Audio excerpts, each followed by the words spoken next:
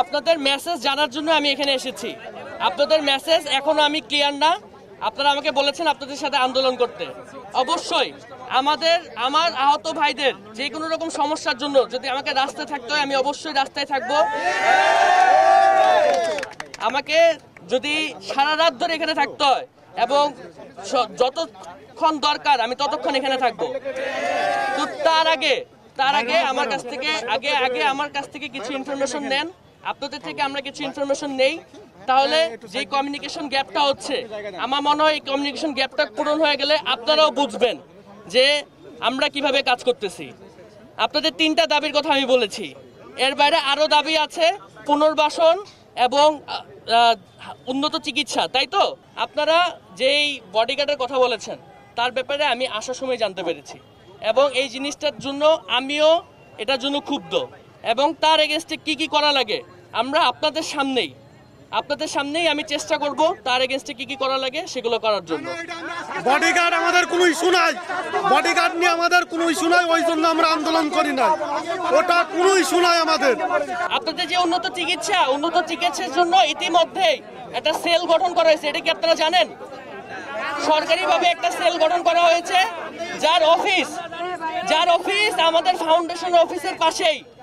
এবং আপনারা যাদের যেই উন্নত চিকিৎসার জন্য দেশের বাইরে যেতে হবে সেটার জন্য ইতিমধ্যে মেডিকেল বোর্ড টিম গঠন করা হয়েছে। কালকের মধ্যে আপনারা প্রসেসটা জেনে যাবেন কিভাবে উন্নত চিকিৎসার জন্য বাইরে যাওয়ার জন্য আপনারা অ্যাপ্লাই করবেন। আপনাদের যাদের চিকিৎসার সমস্যা তারা আমাদের কাছে যারা আসছেন, স্পেশালি ফাউন্ডেশনে যারা আসছেন, চিকিৎসার প্রবলেম সলভ করার জন্য যত রকম সহযোগিতা করা লাগে আমরা কিন্তু ইতিমধ্যে করেছি এবং এইটা থেকেই আমরা সেল গঠন করেছি সরকারিভাবে, যেই সেল ডিরেক্টলি এই আহতদের নিয়ে কাজ করবে, তাদের বাইরে পাঠানো নিয়ে কাজ করবে।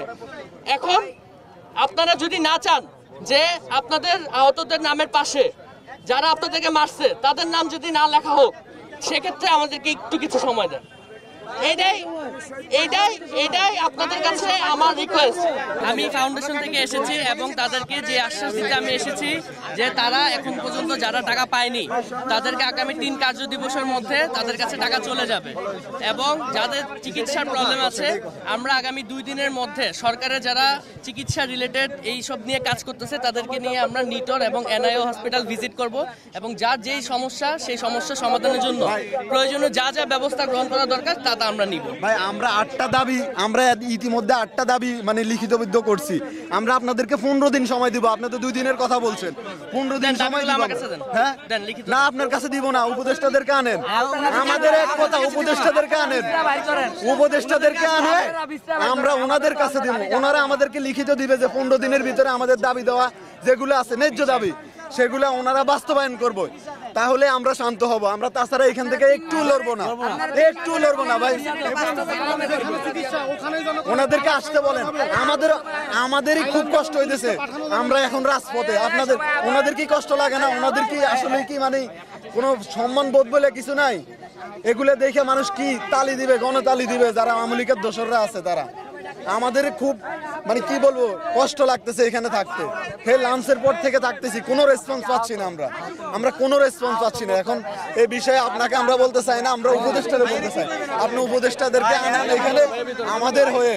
আপনার কাছে আমরা রিকোয়েস্ট করতেছি, আপনি উপদেষ্টাদেরকে আনান এখানে। আমরা উপদেষ্টাদের সাথেই সরাসরি কথা বলতে চাই। ঠিক আছে ভাই, এটাই আমাদের লাউড এন্ড ক্লিয়ার কথা। এটাই লাউড এন্ড ক্লিয়ার থাকবে এবং সকাল থেকে এই পর্যন্তই মানবিক কোনো দৃষ্টি নাই, মানবিক বোধ নাই।